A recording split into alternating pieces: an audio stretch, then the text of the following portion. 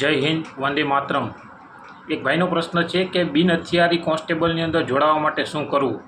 તો પહેલાં તો જે કંઈ ભરતી થાય છે તે તમામ ગુજરાત પોલીસની અંદર થાય છે, પરંતુ એના કામને આધારે ગુજરાત પોલીસને જુદા જુદા ડિપાર્ટમેન્ટની અંદર વિભાજિત કરેલ છે। બિન હથિયારી છે, હથિયારી છે, SRPF છે, અને એની અંદર પણ ઘણા કમાન્ડો કોર્સ આવે છે, ચેતક કમાન્ડો છે, મરીન કમાન્ડો છે, એટલે કામને આધારે જુદી જુદી પોસ્ટ ફાળવવામાં આવે છે। પરંતુ બિન હથિયારીની અંદર જોડાવા માટે જ્યારે તમે પરીક્ષા આપો ત્યારબાદ જ્યારે તમારું ડોક્યુમેન્ટ વેરિફિકેશન થાય છે ત્યારે તમને એક ચોઇસનું ફોર્મ ભરવામાં આવે છે।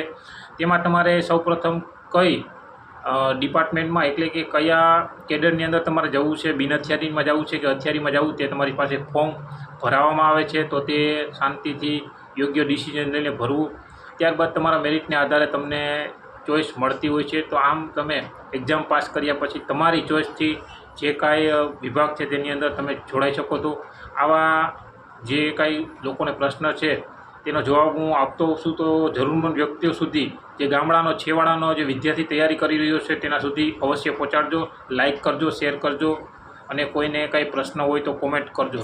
જય હિન્દ।